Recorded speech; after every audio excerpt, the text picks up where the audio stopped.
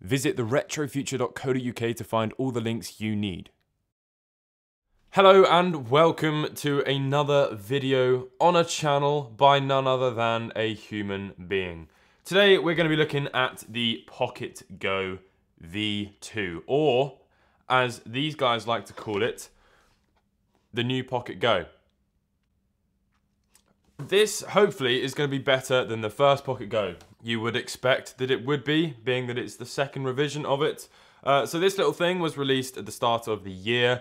It's a really cool device. I in fact named it the best handheld of 2019 in my opinion. The main contributing factor to that was that this thing was coming in at around £29, I think, which is about $35, which is mental. There's a bunch of other handhelds out on the market. We've got the RG350 at the moment, which is like $89. Back then when this came out, we had the Clockwork Game Shell. That thing was over $100. We had the GPI case, over $100 again. So for this to come in at $35 and still do a pretty decent job was rather exciting for myself. So where were the flaws? Well, the flaws were, the main flaw really was the fact that it didn't have additional shoulder buttons. It's only got the L and the R trigger. The other thing it didn't have was an analog stick. The screen was 30 Hz. It's also quite a small little screen. So, the V2, what can we expect? Hopefully, indicated by this design, the screen's going to be a little bit bigger. On the back of the box, it says that it supports external micro SD card. It has a headphone socket. It saves games. The battery life is 3 to 4 hours. It's got a 3.5-inch IPS screen, full screen original resolution display, so you can So here we go, nice little sleeve. I really like that. Now this one is a slightly special one. This has my logo on it. Now I've been watching a couple of other people's videos and all of their logos are upside down. So we shall see if mine is any different. Here we are, we're presented with the little bag here and it has a joystick on it, which is good. Here's the actual handheld itself, looks really good. First impressions, ooh, just turned over the logo there, we'll see if it's upside down. First impressions is that it's roughly, oh, it's just turned on. It's roughly the same sort of length as the original Pocket Go, and just a little bit sort of taller. It's got a glass screen. I can already see that. It's raised and it's curved and it's glass, which is a very nice thing. It's the same with the original Pocket Go. It's still got that sort of metal-looking seam around the side. It's a tiny bit thicker. So then turning it over to the back, and the logo is upside down, or the right way up if you are upside down. The screen is very dirty, right off of the production line. One of the things that with these devices, because they're so cheap and they're obviously coming from China, the quality control of them has never been fantastic. This video, by the way, is not sponsored, not being paid. They've sent this to me for free, but it's not a sponsored video. Here's the instruction manual. We don't really need to read that. It's just got the buttons and which ones to press. And then underneath, we've got a USB Type-C cable, which actually looks pretty rugged. Most USB-C is. And we've got a USB 2.0 micro SD dongle. The price of this thing is $59, which is about sort of 50 quid. That's very good. That is very good. The RG350 is like $89 or $100, depending on where you get it from. So for this thing to be so cheap, it's fairly good. Here we are. We are looking right now at the Pocket Go V2. So just to really quickly go through the menus, if you've seen any of my other videos or you own one of these handhelds, it's all pretty much going to be the same. You've got Cave Story on there on the games section. There's a bunch of different games on here. You've got Free Doom and all that sort of stuff. I think there's a bunch of homebrewy type stuff on here, and yeah, just the stuff you'd expect. Settings, you've got your skin changing stuff. A lot of people enjoy changing their skins. God, how do you get out of this menu? Okay, apparently the skin is now black. I didn't mean to do that, but anyway, so we've got settings, we've got applications. In applications, we've got a bunch of other things. Input tester, for example, file explorer, a clock, terminal, all that sort of stuff. Emulators, this is all we care about. So this thing is far more powerful. I'll put the specs up of the device on the screen right now. It's far more powerful than the Pocket Go, the original Pocket Go. Before we get into the games, we'll really quickly go over the device. We've got 2 extra shoulder buttons here, 2 more on the side. We've got our volume, we've got our power, USB-C, headphone. On these sides, there is nothing. On the bottom, you've got the software micro SD card and then the additional expanded storage for games, which is really handy because you can just pop it out of, you know, one of these ones or something and pop it back in, and then you have all your games on one. You don't need to change the software.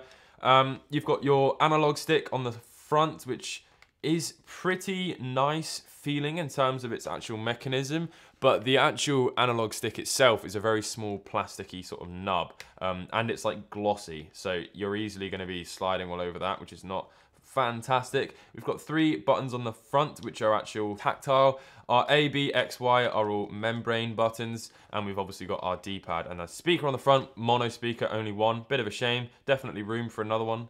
And underneath is a Xiaomi 2000 milliamp hour battery, as it said, 3 to 4 hours of battery playtime, battery life. So let's test out the emulation. Starting with Game Boy Color, because obviously this is a sort of a handheldy type channel. This looks rather good immediately. It's got a border around the side so that the aspect ratio resolution is absolutely accurate, which is quite cool. Can you change that? Let's have a look. So you've got the menu button here, GBC border, no border. There we go. So you can actually turn that off. So getting into the actual game, first impressions, very, very smooth. Incredibly smooth. The sound is pretty accurate. I don't think there's any flaw with that at all. It's pretty loud.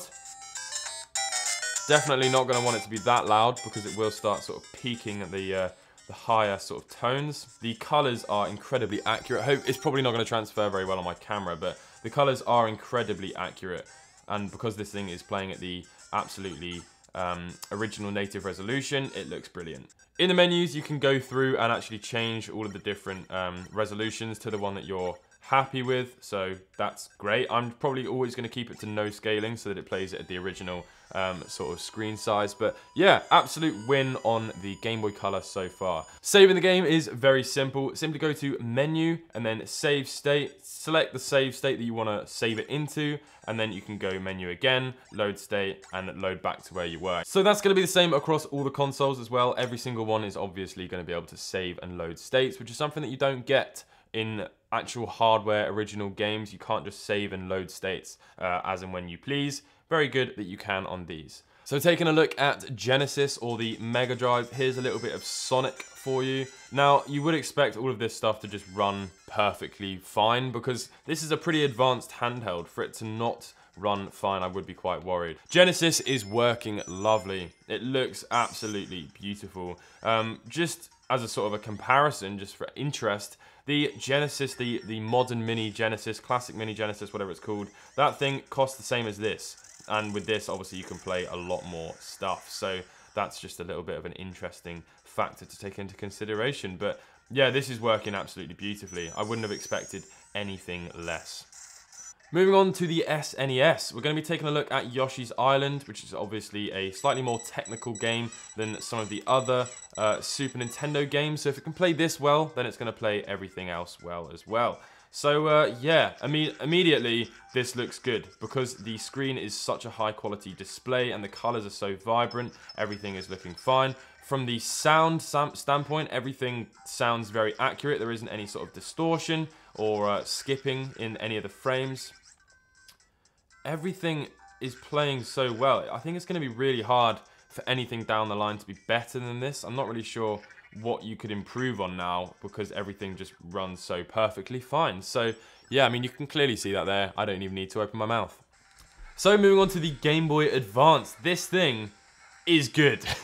I'm getting absolutely battered right now. The Game Boy Advance was obviously a massive, massive technical feat for Nintendo, a huge step up from the original Game Boy and the Game Boy Color. So if it can play this well, I'm sure a lot of people are going to be very happy because it's such a lovely console that's all close to all of our hearts. Please, please, yes, KO. Looks great. I can't work out how to get rid of this border. The sound, by the way, is just perfect. It's on point. I haven't actually seen anything struggle on this so far. So, PlayStation 1, the most exciting and anticipated of them all, besides the N64. This thing is very, very good. It's running incredibly smoothly. There's an elephant in the room that obviously it's running very slow, but we'll talk about that in just a second. You can have a look at the FPS up at the top. It's running at 3940 out of 60, and it's utilizing 100% of the CPU. So that's obviously something to take into consideration. Now, what we are going to do is go into the menu, and if we go to GPU settings and frame skip and set that to 1. So here it is then with frame skip on, and as you can see, It's just beautiful. It works so perfectly, and it looks stunning. You played a lot of your PlayStation games on early LCD TVs and CRTs for a lot of people as well. So to play it on an IPS display with such vibrant colours and such a beautiful form factor, I don't really think you're going to be able to complain about the one frame skip there, but some people I'm sure will. Moving on to N64.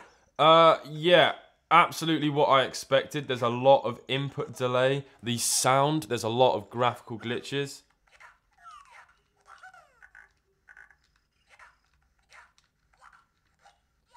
Yeah, it's very, very choppy.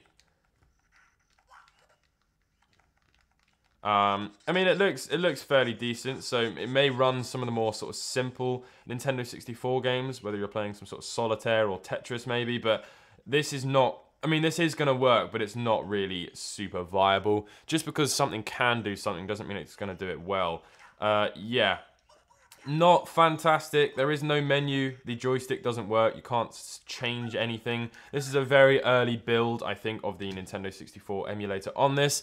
We, as I mentioned, may see some more revisions to the software later on, but it has to be said, it's not going to be perfect right now. I'm excited to see what people do to this, what software revisions we see later on down the line. I'm excited to hear your thoughts.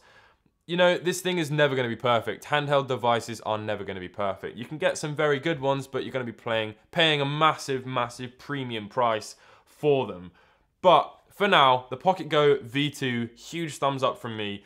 The quality control, as I was expecting, is not perfect. We've got some sticky residue on the back, which has come from the sort of the screen protectory type thing. There's a bunch of scratches and, not scratches, but sort of adhesive on the front and smudges. But everything else works very well. I'm very excited. I hope you guys have enjoyed this video. If you did, leave a like. If you're new to the channel, please subscribe. Check out the links to the various different places below, and I'll catch you in the next video.